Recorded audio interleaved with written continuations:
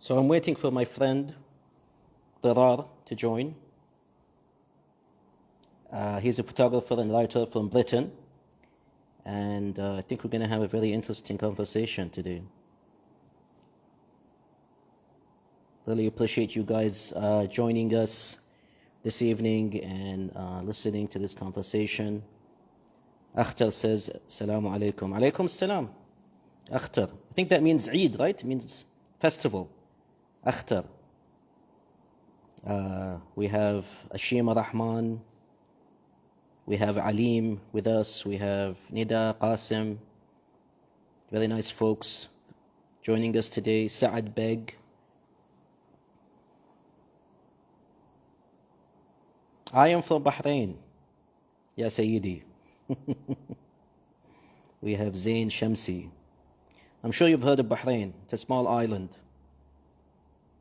neighboring Saudi Arabia and the Emirates, United Arab Emirates. Salam from Kashmir. Very lovely language, Kashmir, in Kashmir. Kosher. Yes, it means star. Yeah, that's correct. So we're waiting for a guest. Like I said, Zirrar is based in London, and he is a photographer, he's a writer, he's a very interesting person, and he's interested in Islamic civilization, Islamic art. And you have to go and have a look at his social media. It's really beautiful. He's got pictures of mosques, of Islamic architecture. You are noble, Ya Habib. Thanks a lot. I appreciate that. You're noble too. And I think we need a more youth like Zirrar, especially in today's world, in the modern world. Instead of complaining about representation, we should create our own representation as Muslims. I mean, we have a large ummah, and we have a beautiful heritage. We have art, we have literature. So we shouldn't wait for other civilizations and cultures to represent us. We can present. Okay, so we have Zirrar. He joined us. Let me let him in. Have him online right now. Actually, it is. Yes, you're right. Okay, so he's here. Assalamu alaikum, akhi. Alaikum assalam. How are you? I'm fine. How about you? Alhamdulillah, I'm doing good. Okay, man. It's nice to meet you finally. It's really interested to chat with you because I saw some of your chats on YouTube and I was very intrigued. I was just telling our listeners about your pictures, your photographs, especially in Arabic countries. I was very interested by your work in Cairo, for example. Yeah. So can you tell us more about that? How did you get to Cairo and how did you take pictures of that beautiful, architecture with the muqarnas? I think it's called the muqarnas. Architecture inside the mosque, so you have the multifaceted designs. Can you tell us more about that? Well, the Mukarnas, okay, so I ended up in Cairo. I've been to Cairo maybe 3 times. Cairo, as you know, they call it the womb of the Muslim Ummah, it's the lap of the Muslim world. Essentially, if you're a mother, Cairo is the lap you were raised in. It's considered a very central part of Muslim world. So I was wanted to go to Cairo, and I visited maybe 3 times now. I went a year ago, and my friend Omar lives in Cairo, who you guys may know as Blue Cairo on Instagram. And we spent 3 days essentially just doing everything you could possibly do in 3 days. And we visited all the medieval mosques on Al-Mu'izz Street, and we were both obsessed with mosques. So that's where I go. For me, the Mukarnas, if you guys don't know, is the design that's typically seen where the roof meets the walls. It's a way to transition one to the other quite smoothly, and also has a spiritual representation of the infinite, because it's if you look at the design specifically, it's a beautiful mathematical pattern, and it was represented and the infinite of Allah. So and incredibly beautiful. The question typically is, who invented them? Was it the Persians or was it the books of the Egyptians? And most evidence points to the direction that both of them kind of came up at the same time in parallel. So we're going to get people from the Persian world traveling to do Hajj and Umrah, and they would inevitably end up in Cairo, and they would see the designs and they would take them back home. It's possible. But I think that's the beauty, of the Islamic civilization we have. It's that a lot of things are just shared in common, and it's not always it's not always able, you're not always able to tell the difference, like who created this, who created that.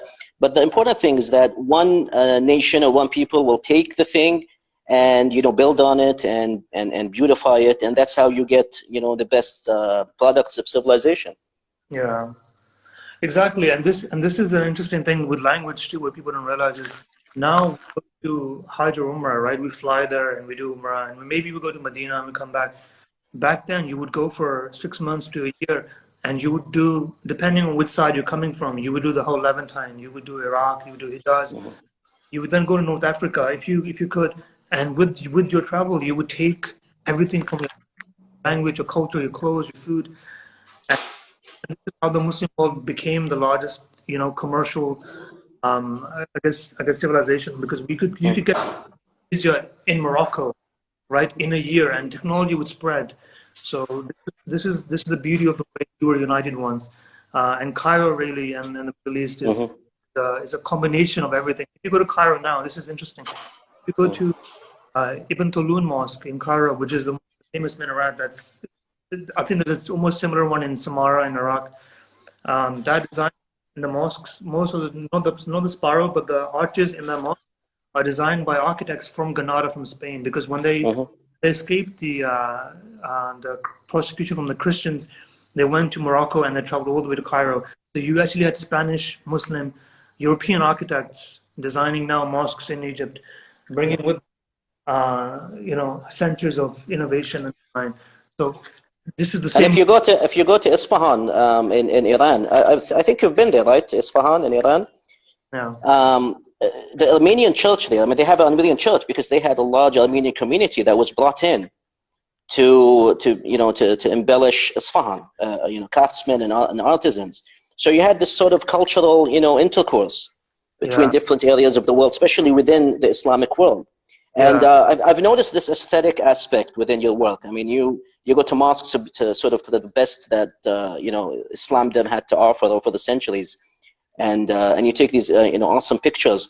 Do you have sort of a vision behind this? Do you have some sort of philosophy or message that you want to get across to people who look at this? Yeah. Just before I answer that, I want to answer some questions. Someone asked, what's the name of the Muslim traveler from the Middle Ages? So there's a few. You're probably thinking of Ibn Battuta. He's probably thinking of him. He's from Tunisia, born in Tunisia. He's from Tunisia. He's from Tangiers, I think. And the other one, you guys mentioned Ibn Jubair. I always mention his name. He's probably my favorite traveler. You should look him up. He's from Spain, so modern Spain. So with my travel, when I started traveling, I realized that it was a way of awakening my own identity, and I wasn't sure what to do with it, because when I first went to Spain and I saw Granada and I saw Seville, something sparked in me, and I said, in some way this is my history, but I don't know what to do with it. Do I just talk about it? Do I just enjoy it? Or do I bring the spirit into another way? So I started traveling with the idea that when I travel now, I will travel with a purpose. And my identity really isn't Egyptian, Moroccan, Pakistani, Persian, whatever. It's essentially we are allowed to borrow from each other. So I myself as a Egyptian when I'm in Cairo, and if I'm in the UAE, I'm Emirati. So the idea we own and inherit all of this. So in my work, especially with photography, I try to revive the beauty of our work, and it's not just the architecture; it's also the spirit behind it. Who made those walls and those? And typically, you find that there's a lot of our faith hidden and buried in those buildings, and especially the young people who are looking for religion in online, like I call them Amazon scholars. If you're a young Muslim, you read about you buy a book and you read about Ibn Arabi, whatever, and you'll think, this is my faith, I'm connecting to it, and that's a beautiful way to start, but it's not the way to complete it, because studying literature and studying scholarly work on your own is not easy. The easy way is, as a starting point, is go visit places where the greatest scholars lived, where they practiced, where they worshipped. Go to the mosques of Salahuddin Ayyubi, sit where he sat, absorb the greatness of your history as a way to inspire you. It's not the end. It's a kind of it's an easy beginning. In Isfahan was really my first journey, because when I went to Isfahan, that's when it clicked for me, and I realized it doesn't matter if the Safavids built this. they're typically designated to, well, those are Shias. We don't talk about those guys. Those are Safavid Persian Shias. We focus on, Medina. We focus on Iraq. We focus on Morocco, Spain. But really, it's all our history. So Isfahan for me was really the beginning of falling in love with sharing my story and adding narratives to what's happened where I am, what you should know about this place. And it's not academic. I try and do it in a way that connects the stories of our prophets, if I can, and then with the saints, then with the scholars, then, the Ghazis, whoever it is. And this way you end up learning something without realizing you're learning something, because you're really absorbing a story, and then you understand why this is beautiful, you understand why this is powerful. So this has been my recipe for traveling. This is the way I try to connect with people, rather than do like, if you visit Isfahan, do this, this, and this. If you go to Cairo, do this, this, and this. I don't do that. I try and make it on purpose. So you really have to look for those places, and you really have to think about why that place is important. And this is a anti-tourist way of doing stuff, because TripAdvisor, all of this culture has really killed the purpose of traveling. So I think trying to revive that purpose. And I've seen that spirit in Sacred Footsteps, right? That's the name of your magazine, Sacred Footsteps. Yeah. So yeah. Yeah. So you guys have been focusing on the aesthetic aspect, and I understand that. I mean, as a portal towards culture, it's always interesting. I mean, even when you go to Europe, the first thing you see is the murals, and the churches and all that. And I think for a long time, people have not been aware of the beauty, that we have in our own Islamic civilization. Yeah. And I think, as you said, that's very interesting. And the writing aspect, is that sort of is that, you're supporting your photography with the writing, or is it the other way around? Yeah, I think I started writing first. I've been writing for a long time, and I think it's interesting, because I think I try and connect Islam to everything. As young Muslims, anybody watching, especially those of you under 30, under 40, under 50, there's almost an element of you travel, you take beautiful photos, you can write beautiful captions, use Rumi, Hafiz, whatever you want in your captions. And then you move away and say, this is my Islamic journey done. Now I'm back to Sweden, I'm back to London, I'm back to New York. I'm going to be myself again. For me, the journey really begins with Islam. For me, the revival of my own faith was a beginning journey. The writing, for example, that I do is heavily orthodox thought of Islam. How are we as Muslims? What are the questions we should be asking? And not to be embarrassed of your religion when you travel, not to hide it, not to say, look, I just happen to be in Spain, this is beautiful Spain. I just happen to be in the Middle East, this is the Middle East. You try and bring out the prophetic stories and inspiration from those places. So the writing began first, and then the photos tied in with it beautifully, because I'm not a photographer in the professional sense, so I'm more of an amateur. So it helped explain visually what I was looking at from a very literary perspective. So if I tell you a verse of a poem, it's 10 times more powerful if you see something which complements that. So I thought it's a powerful way of doing it, and that's the approach I took in my book, my first book in rap, which is a combination of poetry and photography. Yeah. And I'm very interested in your book in rap. I saw it on your website. Can you give us an idea? I mean, first of all, what does enwrap mean? Are you sort of enwrapped in the culture, or is it a psychological kind of enwrapment? I have a copy. Maybe I should grab it. Give me a second. Let me grab the copy. Sure. Okay. So in the meantime, Akhtar said that the nation state has changed the way people travel. It's true. I mean, you used to be able to travel almost anywhere in the Islamic Ummah, and nowadays obviously it's different, but you can still explore. I mean, even in your own country, I mean, my own country, I find a lot of places that are unexplored, and there's, they're beautiful, they're associated with our culture. And you also talk about, I'm responding to one of our followers, Akhtar. He mentioned Rumi, Maulana Rumi has become secularized, and I know this issue has been very popular with our followers lately, especially since it was, the hashtag Rumi was Muslim was started by our friend Shafazadeh. Okay, so I want you to show us your book. I mean, Zirrar, the enwrap book. Yeah. What does enwrap mean? So enwrap really is, so this is the book. Masjid al-Nabawi in Medina. The word enwrap really is, it comes from there's two ways of looking at it. One is the Prophet, peace be upon him, sallallahu alaihi wasallam, he used to have a cloak. He used to wear, right? And he would sleep in this cloak. الدثار, it's متدثر. Exactly. أيها المدثر. Yes, he is enwrapped in the cloak. That's true. Yeah. And there's a beautiful verse. I'll repeat the English. I don't remember the Arabic, where Allah subhanahu wa ta'ala says to the Prophet, "Oh, you cloaked one, wake up." And I found that a really beautiful reference to the Prophet. He's calling him the cloaked one. And in Urdu, the word is kamli wale, is somebody who's cloaked. And there's a Can you say that again, please? kamli wale. Kamli wale. Kambli. Oh, actually, we have that word in Bahraini Arabic. Kambal means blanket. I guess we took it from you guys. Yeah. Yeah. No, it's probably the other way around. Oh, really?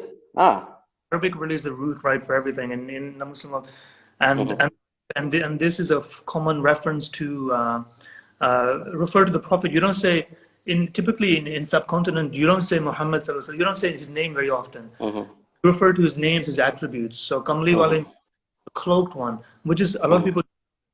And then there's also a really beautiful story where the Prophet was sitting one day in his either Hassan or Hussein first came to him. Yes, Ashab al-Kisa. Yeah, you're right. He took boys, and then the other one came. Maybe Hassan came second. He took the other one, and he, in his cloak, and then came his daughter Fatima Zahra, and he put her in the cloak. It's a cold morning. He's cloaking them, and then came Ali, and then he put him in his cloak. So this beautiful story is often used as a dividing years, but I see the way of us remember who he was. He's the Prophet who will, out of all the prophets, he's the only one. He's the only one who, on the day of judgment, day of Qiyamah, he is the only one who will intercede on our behalf. Exactly. So he's the enwrapper. He's the enwrapped one. And this is a request to the Prophet ﷺ to unwrap us again. Who haven't seen him? We haven't met him. We haven't spoken to him. We haven't been in Medina, in the blessed city, when he was around. So this is a way of saying, I want to be enwrapped in your love, in your mercy. The way you can ask Allah on our behalf. So this is the concept. This is why it's called enwrap. And I think that's very interesting. I mean, this reminds me of Iqbal's book, Asrar Khudi, Secrets of the Self. And I know you're writing a book. I think you're translating Iqbal. So that's very interesting. And I asked you this before, regarding the Urdu, because I'm very interested in languages. Yeah. So is it difficult to translate, to convey the spirit of Iqbal into English? Man, that's a big question. Okay, can I step back for a second? Let me step back a little. Yeah. So let me talk about Iqbal a little bit before I go into translating him into English, because it's a very good question. Because for those of you listening who don't know, so Muhammad Iqbal, or known as Allama Iqbal, in the subcontinent was an Indian Pakistani poet, depending on how you view history. And his poetry was predominantly in Persian, and a few volumes are in Urdu. And if people don't know, he actually wrote in English as well. And he's, in my opinion, so I'm currently translating him into English. And if anybody wants I'll give you a very quick brief into who he was, because I'm assuming some people don't know who he is, especially people from the subcontinent. And maybe some of the Arab listeners, they may not know him very well. Actually, he's famous. You'd be surprised. I think he's the only, famous subcontinent thinker in Arabic-speaking countries. They've heard about him, Muhammad Iqbal. Some people are even called after him. It's very interesting. Okay, so go on, please. So he's quite interesting because he's the only poet who was at the time of his whilst he was around, he was the only Muslim poet who was known around the world. No other living poet. Although you had Mahmoud Darwish, you had other poets since then who've come and gone. No one 100 years ago could be seen as global as he was, because he was in India, but he was also famous in Germany. He was famous in the UK. He's famous in Turkey, Algeria, Tunisia, Iran. No one of his caliber could reach out to the entire Muslim world. So his legacy remains. This is why people in Bahrain and the UAE may still know him, especially grandfather who grew up reading his work, because he was a fluent speaker in English, Urdu, Arabic, Persian, German. He could really understand and connect to two different worlds. So when he was writing his work, he could speak to people in English and in German, and really, resonate with the global audience. So he grew up he grew up in he was born in Sialkot. Sialkot, I think he was born in Sialkot, the Punjab. Exactly, in Punjab. And Yeah. then he studied in Lahore, and then he moved to England, to the UK at the beginning of the 20th century. And then he studied law, and he practiced law in London for a while. And then he went to Germany. He did his PhD doctorate there, and he learned German in 3 months. He came back to India, and he was from a time when the British were colonizing, colonizers of the subcontinent. So he moved from this person who was reflecting on his own spirit of being a proud Indian. He moved from that into, what can I do now to awaken the Muslims? What can I do now to revive the global ummah from not a political perspective? He wasn't political, from a way of spirituality and poetry in Islam. So he even said, the goal of poetry to me is not to get fame and but is to show my religious convictions. So he really took Islam into his poetry, and he used that to really stir the heart of the Muslims. Because for him, the message was very clear. The only way you could revive the Muslims was reconnect with the Quran and Sunnah. So a lot of people think, poet, he came and he went and he talked about random things and, like bulbuls and beautiful flowers and love. He didn't speak about love. In his poetry, unless someone can prove me wrong, he's never ever spoken about a love of a woman other than his own mother. He's never spoken about love of a woman. He's always spoken about love of the Rasulullah, the love of the Prophet, like Musa and Adam and Isa and Allah. So for him, every single verse, every single line was about waking you up as a Muslim. This is a very unique way of thinking about poetry, because for him it was a way to shock you and say, look, if you're ashamed to be a colonized subject of the British, what are you going to do? Are you going to wake up and fight? Fine. If you're going to do that, you really have to understand where you're coming from and what your ancestors were, because the idea was, if you knew what your ancestors did, you would armor yourself with the resiliency, with the dynamism, with the faith and conviction to rise. This was not a violent, rise, take up swords and go fight the British. This was a way to say, train yourself intellectually, go study in the West, go study your own culture, learn Arabic, learn Islam, and elevate yourself as a Muslim. And so this idea is a very unique idea, because poets typically they reject religion. If you look at the Muslim poets in the last 100 years, if you look at them, they're very secular. Typically, they take on political messages. They're either ideologies, either communism or socialism. They abandon their own culture, but they say, look, I'm trying to free us from the chains of a dictator, for example, right? Iqbal was not like this. So he was quite interesting, because he really started using Persian. And this is interesting, if anybody is interested in Persian, is when he was born in the subcontinent, Persian was still a very used language. I mean, Persian was considered elite, of course, but if you wanted to speak to the most powerful people of society, you speak in Persian. If you want to speak to common people, you speak in Urdu or Punjabi, right? Or Sanskrit. So he said, I'm going to speak in a language that is connecting with people who have power, who have influence, who are educated. His goal initially was to really kind of reach the classical level of Persian poetry that he saw in Hafiz and Rumi. And I think he considered Rumi to be his spiritual guide. He discovered Rumi shortly before he left for London. Yeah. And in the tradition of the Sufi students, the Sufi pupils, Rumi was his peer.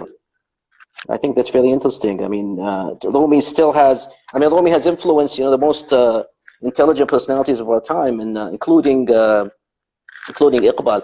I'm sorry to cut in there, Zirrar. I just wanted to go back to something you said about Allama Iqbal's political stances. As far as I know, he was one of the proponents of a separate homeland for Muslims in the subcontinent. Is that true? Because I heard that he had the khutbah, the address about Muslims having their own country, and he had an influence on Janah. So how does that sort of tie in with his, with his poetry and his literature? So this is an interesting journey Iqbal went through. So I'm not a historian on Iqbal. If anybody knows better, please message in the chat.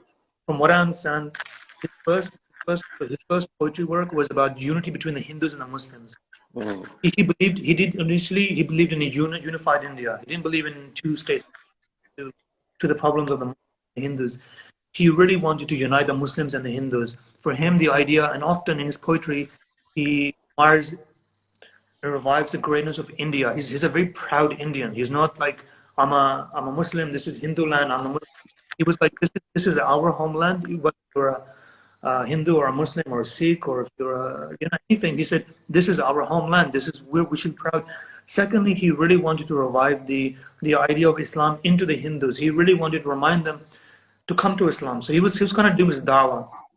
So he didn't have issues, by the way, with living with Indians, with Hindus. He was very, very, very, very open of the idea that you could live with neighbors who are not Muslim. But his goal originally was to bring everybody together. Now, he, late in his life, in the 30s, that's when he really changed his vision, because someone can correct me, I'm not sure about this, but I think what happened was he saw the decline of the possibility of really having a safe place for Muslims. And I think this is mostly to do with Jinnah and maybe there's another character involved. And then I think he shifted his idea towards we should maybe focus on Muslims first, and then we look at the other minorities, the other majorities, and what's best for us. I don't know if the idea of Pakistan was his own. I don't think it was. But Pakistan was formed after his death, so he never really saw Pakistan formed. And he never used the word Pakistan. It was coined later on. But he was really a very pan-Muslim thinker. For him, the idea was not Pakistan should be separate. The idea was we should be uniting with the group. And the interesting point to that is when he was, because think about this, he was around in the First World War, and he saw the decline of the Ottoman Empire. For him, this is a huge, huge shock, because he grew up with the idea that we still have a global Khalifa. No matter how it is, we have a global representative. And then he saw the end of the Khalifa in his lifetime, and it shattered him, it broke him, because for him the idea was, we had a Khalifa, now we're under complete domination of the European powers. So whilst there's a famous story where he would read some of his poetry, he had an event where he would raise money, people would go around collecting coins, and he was raising money for the Ottoman war against the Russians. He was really worried that we should be doing more than praying for people, we should be raising money, and we should be sending support as much as we can. So he often references the end of the Ottomans, and he often references the end of the Persians. The great Persian land is now under a British occupation, which happened in the war. So for him, it was a humiliation state, because he grew up with this great ummah, and now we're being divided up. So he really was off creating more divisions. But I think later in his life he realized more what was going to happen. But he was always very hopeful. He was never a pessimist. He never, in his poetry, he always starts off with, this is our state, it's pretty bad, and what you've done wrong. And then he always ends with, what could you be doing to rise yourself above this darkness? And then he always ends in a very positive note of, he says, remember, you are the people, the ummah of Muhammad sallallahu alaihi wasallam. And he always gives you hope. He's always like, don't be down. There's always one last song to sing. And he says, you are the bulbul in the garden. You have this one last song to sing. We will come up again. So and I think basically that's his genius. Not only is he a craftsman in terms of his knowledge of Persian and Urdu, and his English was perfect. I mean, he was a classically educated gentleman, but he represented the spirit of the times, and he also foresaw. I mean, he also looked towards the future, and I think that's part of the greatness of a poet. It's not simply the words that they pen, and sort of their, let's say, the wazn and the saj'a, the rhyme and the meter and so forth, but it's also the vision that they can convey and the sort of the glimpse of the future that they can bring to us. So you know, again, my account is mostly focused on language. I'm very interested in the language aspect. So let me ask you this on a personal level: what's your native language, Zirrar? My native language is Urdu, and then Okay. Persian. I'm a student of Persian, so I'm learning. With Iqbal, this is interesting. You read Iqbal without understanding Persian. So you can actually read and write Persian and Urdu, both of these languages? Yeah. Okay, that's very interesting. And where did you learn Persian? I started studying 15 years ago.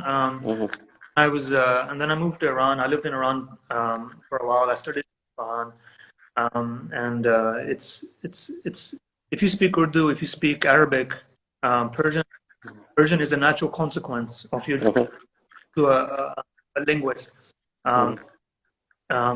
So this is the interesting thing because most Urdu poets like Iqbal, they would use so Arabic is really the original ghazal, right? So me and Persian poetics, me and Shahzadeh, we did this podcast on what is the history of the ghazal. Arabic invented the ghazal, the metering system, and we had the Persian innovation or manipulation of that, and it became the Persians really learned how to beautify it in a way. And it's not to say Arabic wasn't beautiful, but the Persians really started the way typically Persians are. They started playing around with it, and they invented some new innovative solutions to metering, which sounded more beautiful. And then the Urdu poets really, the Urdu metering system of the ghazal is identical to the Persian. So for Iqbal, this is the beauty of Iqbal. When he writes in Urdu, he can take a line of Rumi and Hafiz, which he does, and with Hafiz, line for Hafiz, poem, and the metering system is in sync, it's complete sync. So if you're reading his words in Persian, sometimes you take his words of Urdu and you give it to a Persian, they will think it's Persian. There's nothing about it. The words, other than maybe some of the characters because they're written slightly different, it's exactly Persian. So if you're reading Iqbal, and he's a very difficult poet to read. The reason he's so difficult if you're a Pakistani or Indian is because he uses Persian so much. So you think I'm an eloquent Urdu speaker, you pick up Iqbal, right? And you're reading and you're suddenly like, I don't know this word. I don't understand this concept. It's because he's heavily borrowed so much words. You don't have the knowledge, you're really going to struggle to understand. And often you end up borrowing words from Persian, Urdu words. If you're from the subcontinent, you typically read them as Urdu words. You don't pronounce them with the Persian dialect. Can you hear me, Zirrar? I can hear you. Yeah. Okay, great. Yeah. So you're right. I mean, and I think one of the sort of features of Persian as spoken in the subcontinent is that it preserves an older pronunciation of Persian. It's called it has the majhul vowels, the long vowels like in der and roz, whereas modern Persian speakers would say ruz.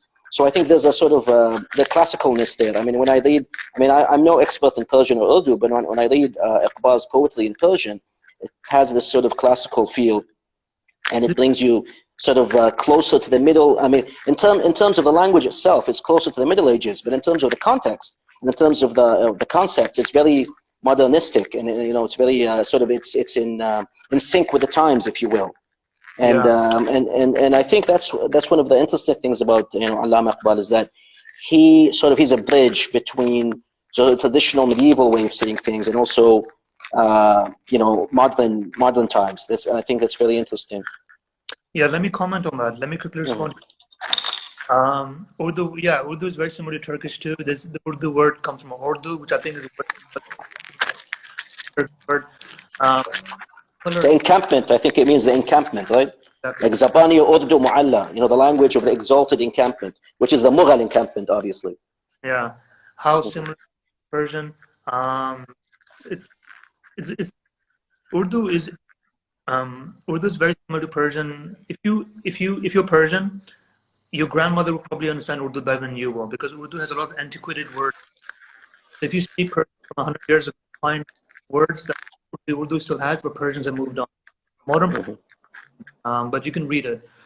I think it's easier for Urdu speakers to learn Persian than the other way around. Because Yeah. Persian is simpler in terms of grammar. I mean, you don't have gender. Like in Urdu, you have gender. You say achi kitab. You don't say acha kitab. In Persian, it's just kitab khub. There's no difference. And of Yeah. course, the most difficult, classical language of Islam by far is classical Arabic. And I also read that Iqbal was actually quite adept at Arabic. He learned Arabic in his early years Yeah, from his teacher in Sialkot. exactly. Just one thing. Are you close to the mic? There's a lot of disturbance near you.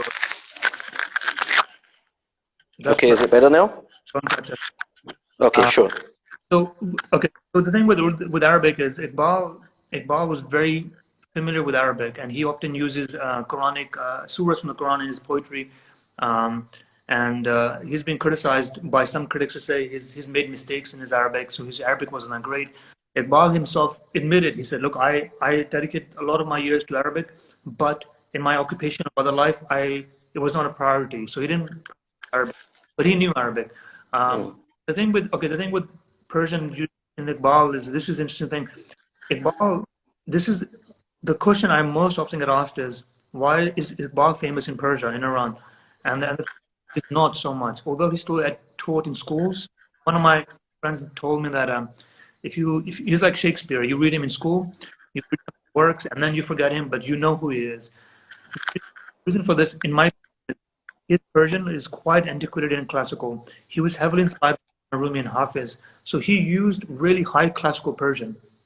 So what that means is, if you go to Iran today and you pick up his book, although you will understand almost everything, it's quite difficult to like feel it because it's like reading. Mm.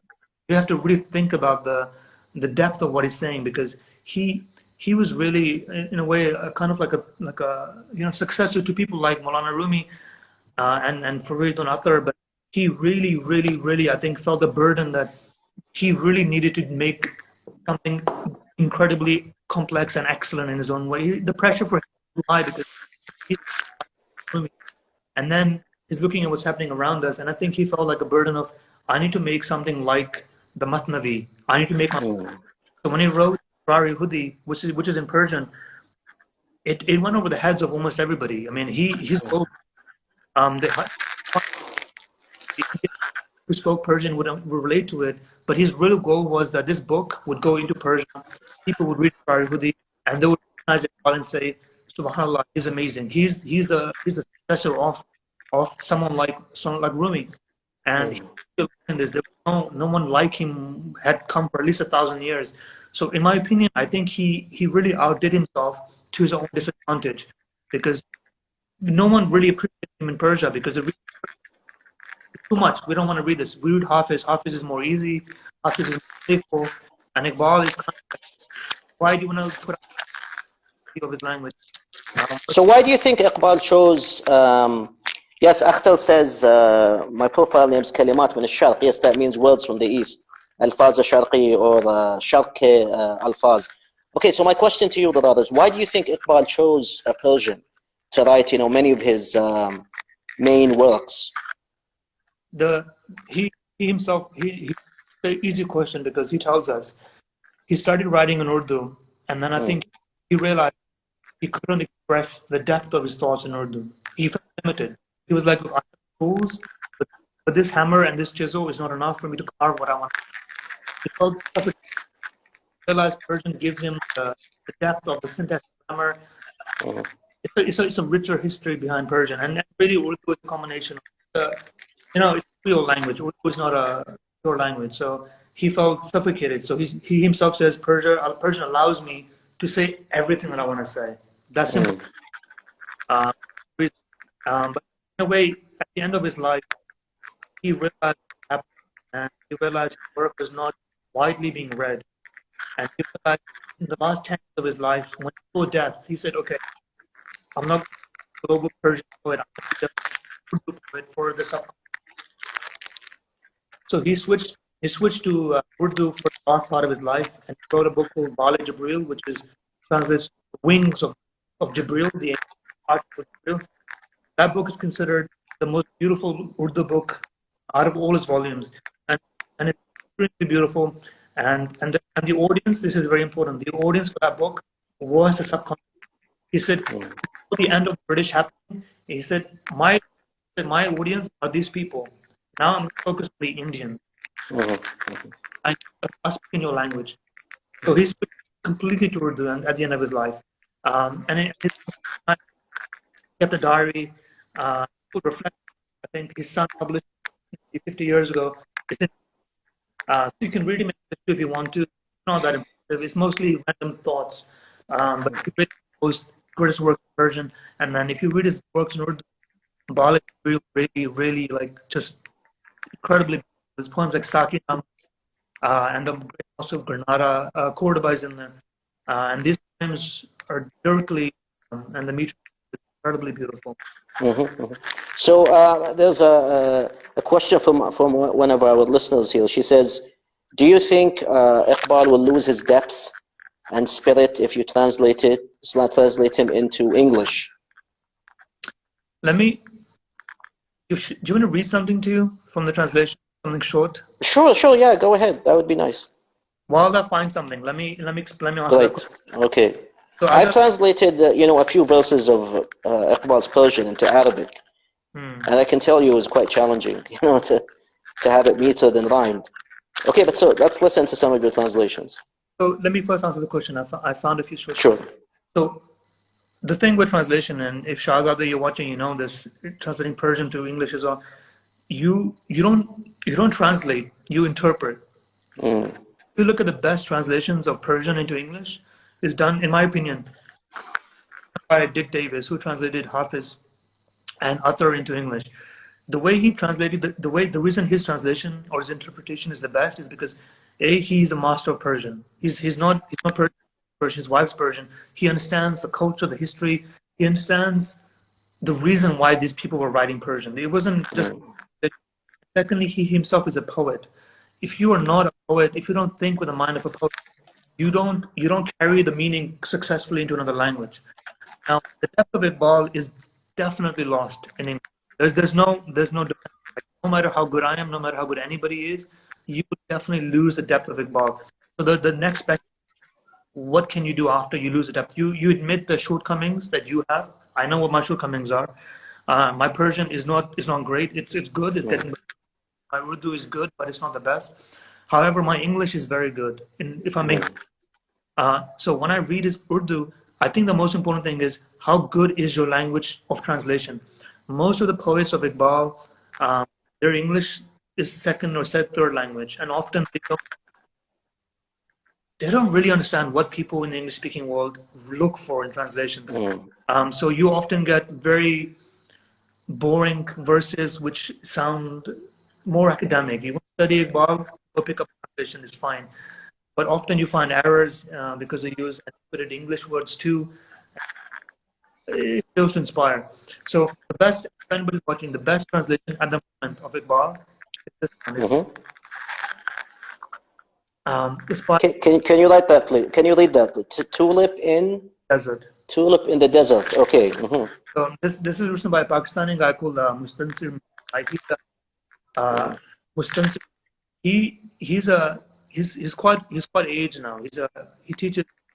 I think he teaches Urdu or Persian in the U.S. He's a professor now in the U.S. So he's mastered English and Urdu and Persian. So he really do a very. Unfortunately, he's busy. This is all is translated. This is a very example of his work. So I've for a while now to understand how he's been translating. So he's really been my role model for translation with Iqbal. So my goal is with my translation is I will double this, maybe more, and I'll follow the same model. What that means, so he doesn't rhyme, but my goal is to rhyme Iqbal.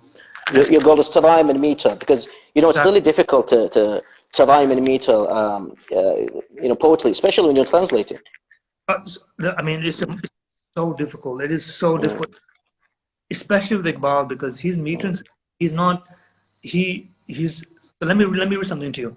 If you find some mistakes, don't criticize me. This is draft work. No, it's okay. So this poem, it's about 12 lines long.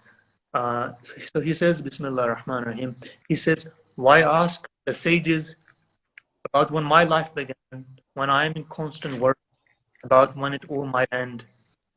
elevate yourself so high that before you decree, Allah Himself will ask, man, what fate do you foresee? I am an alchemist, so why the surprise? This alchemical transformation comes from the fire inside. Them I saw the depths of my destiny, Allah. O friend of mine, ask not about those dark, lustrous eyes. How I wish that when I was around today and by the other, so Iqbal could explain what I am dynamite in his own. Mhm. This Is that your translation, Bilal? is my translation. Okay, so what do you guys say? Wow, huh? Kya baat hai? So the No, last, actually, it sounds really nice. I mean, we need to see more of that. You need to put more of that on your Instagram. And let me finish the last line because for him, okay, go ahead. Yeah. the last line is always the punch. This is where he gets you. He says this morning song, and he's talking about this poem. He says, this morning song has caused the heart to bleed. Oh, tell me, Allah, for what sin is this punishment decreed? Mm. So this is my example of how I try and bring the depth of Iqbal into English, because his poem, there's a constant pain and this aching of his heart, because he sees himself as this nightingale who's been given this heavy burden of bringing the message to the ummah. Of what he's saying is, I know what the heavens contain, I know what the problems are, I know what my limitations are, and I have this song to tell the ummah, but it hurts me to tell it, but I can't stop. And this is his words in Urdu. So to do that, you really have to understand the pain in Urdu, because if you just read English, you will translate it fine, but you miss the right words to use. And so for this, Mhm. for Iqbal, what I started doing was I read all of Hafiz's translations from Dick Davis. I read his translation of Conference of the Birds. I read I've been reading Half and who else? I've been reading Coleman. There's another version, not by Coleman, there's another version of Athar and Ferdowsi. So I said, let me go read the best translations of Persian poets, and then let me talk. So what you do is you arm yourself with the words, the vocabulary, the dictionary, the pairing of words, the imagery, symbolism. So if you don't armor yourself with these five things, you end up translating just So, really. so obviously you've had to brush up on your Urdu. You had to sort of up the ante as far as your Urdu is concerned. Because I noticed, even in my native language, Arabic, and I've spoken Arabic all my life, when I write poetry or even an article in Arabic, I need to look at the dictionary several times. So I think it would be difficult. I mean, it must be difficult to translate, Iqbal without actually using a dictionary and learning more and more about his Urdu and his Persian. Yeah, I spent, subhanallah, I studied Mm. about the lockdown. So whilst the whole world was like, what are we gonna do? I wasn't working. I took a long break from my work. So I Mhm. had almost 9 months in which, so in 6 months, I had nothing to do except sit there with a dictionary. Uh, and my mother, her Urdu is very, so often she's cooking, and I'm over here and I'm like, Mom, what does this mean? What does this mean? Mhm. And because she reads poetry too, she was able to tell me not just the translation, but when you would use that word and when you should. Mhm. So without that native connection to the language and classical Urdu poetry, I'm equipped. I read a lot of friends, even Shahzada, he's been very helpful with Persian references. And funny, I ask him often about this work, and even he's like subhanallah, this is really difficult because even his Persian is beyond half Mhm. fine. Iqbal really is like, look, I'm gonna squish everything that I know is one poem, and Urdu better be amazing. Your Persian better be amazing, and your history of Islamic knowledge better be amazing. Because if you don't know the Quran, you're gonna struggle with my poetry. So it's really, Mhm. come to me. You have the tools. So this is one of the reasons why Iqbal is considered a little bit elitist, because he's not your everyday poet. He's not. He has to be elitist. I don't think that's an objection. People Yeah. say elite. People say somebody's elitist as if it's some sort of insult. I mean, Mm. if you're a classically educated gentleman in that era, in British Punjab, you're going to be elitist, by design. I mean, you Yeah. don't find it's not common, for a person of that stature to know all of these languages and to be, a barrister and to have traveled the world and studied all the philosophers And that's why you need, intellectuals. That's why you need people who are, a self-selecting elite. I'm not talking about here about, limiting sort of opportunities, but it's natural for people to have different aptitudes, different talents. So, Zirrar, it's been very nice talking to you, and I really hate to cut this short, because we don't want to go more than an hour. So I just have one last personal question for you, and then I think we should take some questions, if you would like to, just for a few minutes from our listeners. Zirrar, that's a very interesting name. Is that your real name, or is it sort of an artistic name? No comment. Okay, cool. That's fair enough, man. No, so, You don't have, yeah. no, I go by Zirrar or Ali. You can call me Okay, Ali. good. Okay, because I've noticed you've turned yourself into a brand, and that's a beautiful thing, by the way. So Zirrar, if people ask what is Zirrar, actually comes from the Arabic word named Dirar, right? Do you know that? Of course I do. Yeah, I'm saying it the Arabic way, by the way. It's the ba sound. Yeah, exactly. Yeah, like Ramadan. Yeah, yeah. Sahaba, right? The Sahaba. It is the name of a Sahabi. Yes. It's really the name I use for my writing. Okay. Okay, that's cool. I mean, there's a very long tradition of, the fancy way of saying it is nom de plume. The sort of pen name. Yeah, a lot of people had it. Even Amir Khusro, Dehlavi. That's not his real name. Rumi is also an epithet. He only moved to Rome, when it was recently conquered. Okay, so let's go over some questions. I mean, we have a lot of interesting things here. Relationships between Urdu, Persian, Arabic. One person asked, is Persian superior to Arabic? I don't think that question makes sense. I mean, you can't really say one language is superior to another, because each language sort of shines in its own way.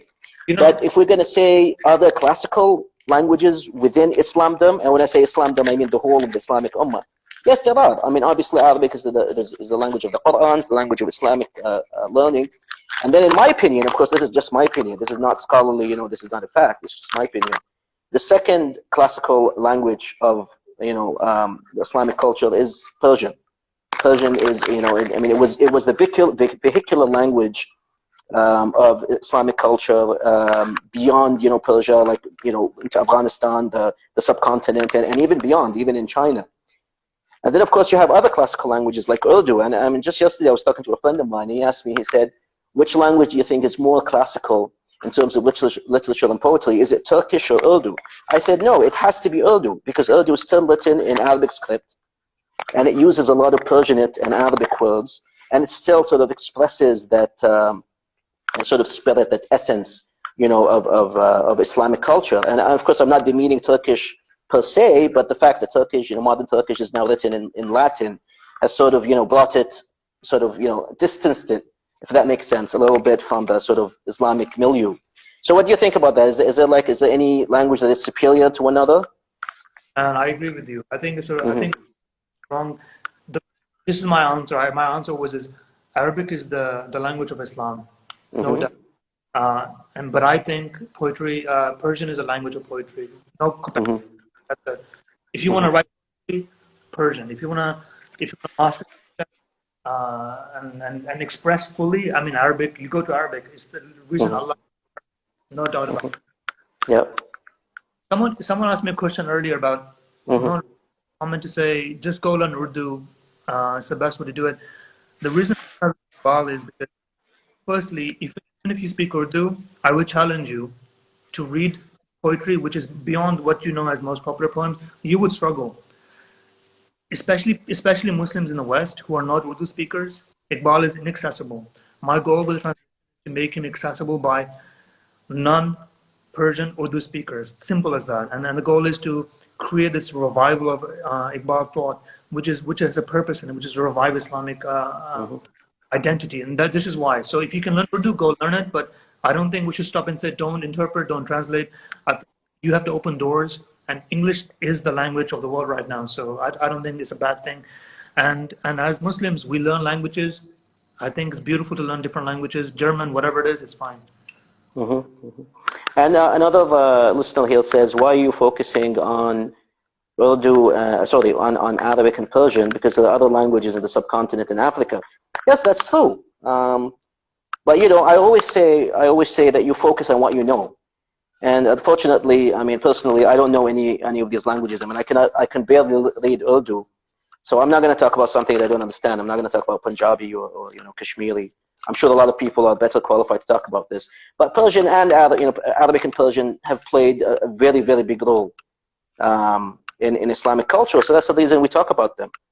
I mean, that's the reason why we're speaking English. I mean, I speak English with my Muslim brother instead of speaking Arabic or Persian or Urdu, whatever it is. We're speaking English because it's the main language nowadays. And even though we have different backgrounds, we grew up, learning and using English, fluently. And that's the reason why we focus on these languages more than the others. Okay, so I'll give you one last chance to answer any question from the listeners, Zirrar. You have anything else you would like to say? Anything else you'd like to answer? Yeah, I think just to wrap this up, I think idea of this video talk about language on Iqbal. It's to know that if you find Iqbal, his mastery of language allows him to speak today. So I think the translation project for me, this is a very project, and inshallah I'll finish this in the next few months. And not to make you, this is beautiful, the goal really is to make you wake up in some way. The whole idea behind rap and Iqbal's translation is to make you think as a young Muslim and to be proud of your identity. You really need to do that, and I think if poetry can do that, I think more of us should be reading poetry. Poetry was a tradition that was very rich and alive in our culture until recently, and now most of us don't read poetry. We read memes and we read short verses of Rumi, and we think we're poets. We have to go back to our culture. Poetry is the way you can reference, you can correct wrongs, you can talk about political situations, you can talk about love. It's our language. I mean, Persian was Arabic meetings, the Arabic was. I mean, this is who we are. We should be proud poets. And if English poetry, man, I mean, English poetry has nothing. I mean, the height of English poetry was Shakespeare. Since Shakespeare on the decline. So really the same with Arabic. Arabic was a height when the Prophet ﷺ came. That was the height of the Arabic language. And we were in the decline. As young Muslims, we really need to live our own responsibility and burden. And hopefully, modernistic Muslims like yourself, young people who have a vision, they have a aesthetic, and a cultural vision, they can do a lot to remedy that. And we can represent ourselves in the best light instead of depending on the West or anybody else to represent us. And ultimately, this is about representation. If you was Muslim and translations of Hafiz and Rumi, we have to be the ones who are translating our works, because if you read translations by other people, they take stuff out they don't like. You're going to learn about your poetry and your history from people who don't practice. And how to say, you have to read Muslim translations. We connect with the words, with the messages, and we will never take out our spirit from these works. And we're not academic translators. We're doing this for the love of Allah subhanahu wa ta'ala, and it will guide us. And inshallah, our work will reach more people, and we'll urge more people to read and translate. And I'm really hoping next few generations, more and more Muslims in the West will do this, from Arabic to English to French, whatever it is. And we are the ones whose names come up on Amazon, whose names come up online, and we'll read our works. Maybe you can have our own Amazon. Yeah, instead of depending on the Bezos guy. Yeah, inshallah, it will be. So hopefully, Zirrar, I just want to sort of promise. I want you to promise me this, that once your book is out, you'll come back on with me on Words from the East, and we can talk about it more. And maybe you can send me a signed copy. I think that would be nice. Inshallah. No, I'm more than happy to. Okay. Anybody who follows me, for the last year, I've done nothing but translate. I'm drained. Like, I can't do my Instagram stuff. I can't post photos. I'm spending all my time finishing this book. So inshallah, once it's finished, I'll give you a copy. We'll talk about this. And that's excellent, man. That sounds really great. So thanks for having speaking with me, Zirrar. That's been very interesting. I'm sure our listeners are very pleased. And you have a good day. You have a good evening. Khuda Hafiz. Inshallah. Khuda Hafiz. Okay, bye. Thank you.